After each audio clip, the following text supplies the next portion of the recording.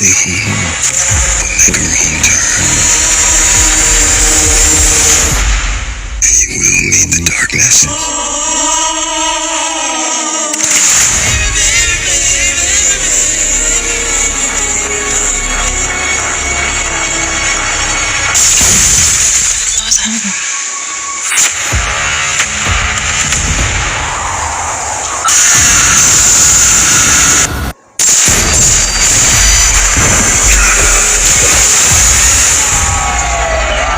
Detective's here.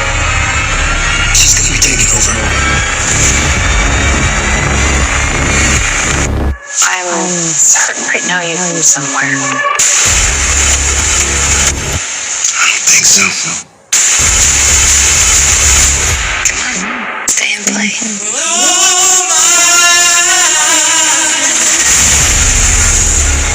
Look, I have a marriage to protect. You're afraid I'm gonna expose you to your wife? It wasn't a robbery. Can you think of anyone who might want to harm you? Friends? Family? Or a woman you screwed and discarded?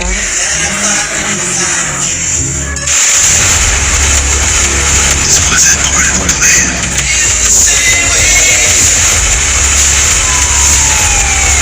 Did you do it good? Did I do all I want? I am not a murderer. I don't believe you.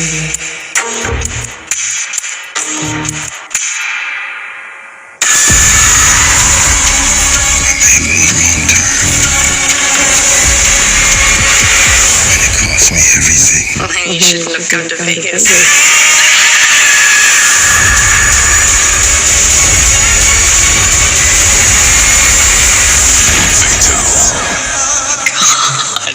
Nothing's easy with you.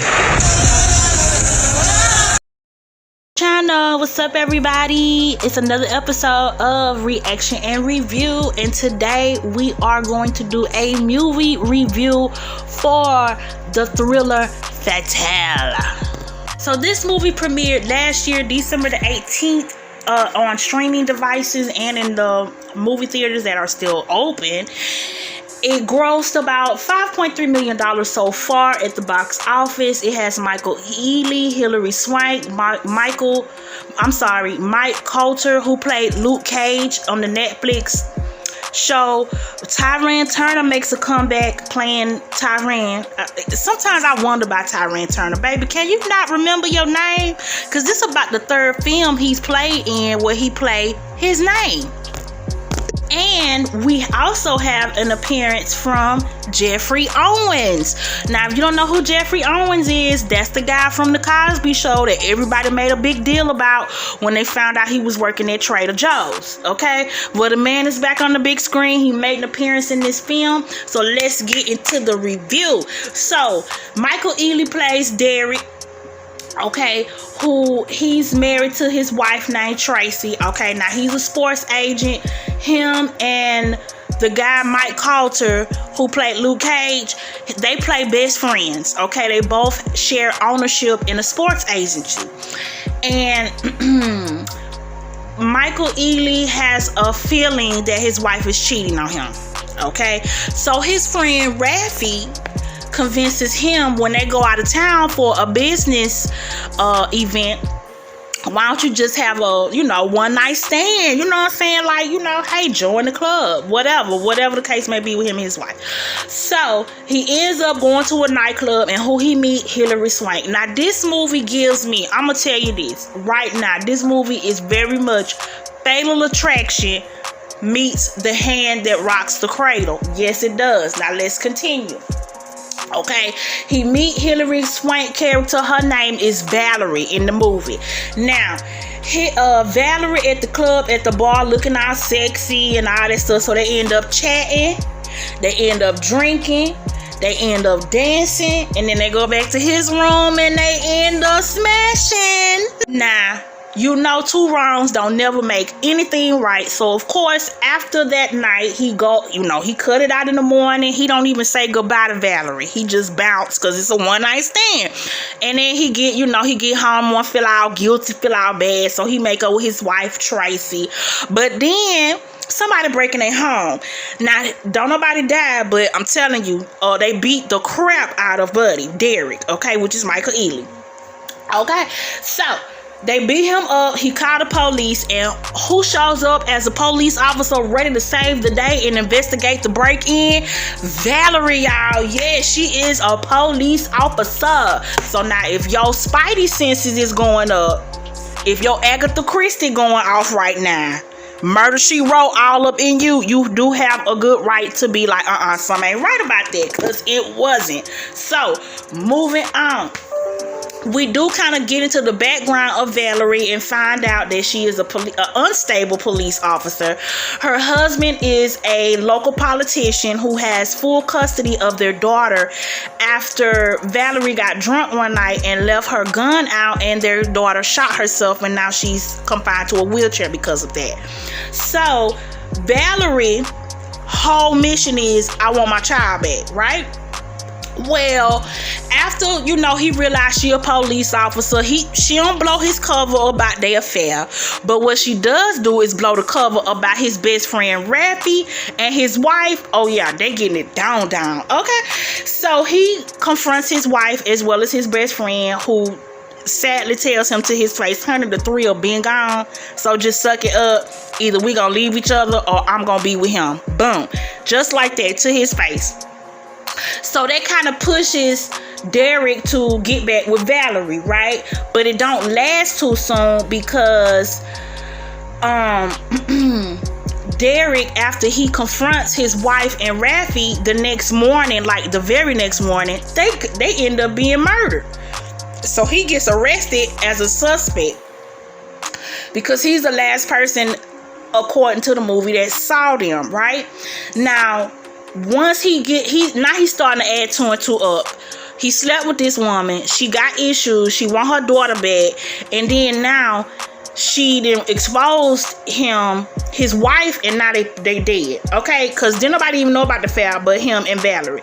So he now kind of has this hunch that Valerie might be responsible not only for the break-in, but for the murder of his wife and his best friend.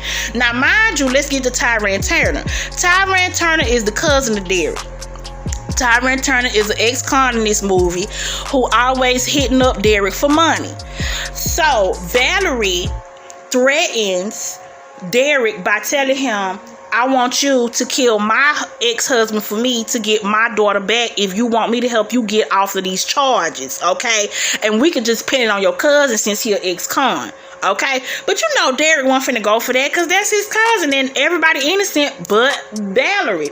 So he feels kind of like obligated to do it only because there's nothing that he has an alibi that will get him off from being this high profile suspect for this murder of his wife and friend. So he goes to warn her ex-husband, the politician, that your wife is off her medications and she's trying to get you killed and she want me to do it. But somehow Carter is still like killed because they struggle, all this stuff. Y'all have to watch the movie, child. He still end up killing the man. Okay? Now, he goes to confront Valerie and, to pretty much let her know, look, I'm not going to go down. I'm not going to let my cousin go down for this. So they end up fighting one another. They end up shooting one another. Fight breaks out, stabs, all that stuff, and she ends up dying. And child, come to find out, he recorded the whole thing of her confessing that she would do anything and kill anybody to get her daughter back. Hence, hand that rocks the cradle. Okay, so y'all, another rendition of a movie of letting y'all know that Crazy don't have no zip code and it don't have no area code. It is in the air like COVID-19 and it spreads all over. Okay, so if you into these type of movies where the chick sleep with the dude and the chick be crazy as hell, El Loco, go watch Fatale. Now my rating on it, I'm gonna give it a 6 out of 10, only because it didn't keep my attention throughout the whole film. it got kind of boring in some spots, and as well as it got predictable pretty much halfway through the movie, so I was like, yeah, it's not too, this wasn't really all that. So I give it a 6 out of 10 only because Michael Ealy did everybody did a good job acting, especially Hilary Swank. She did that. She played that crazy lady role.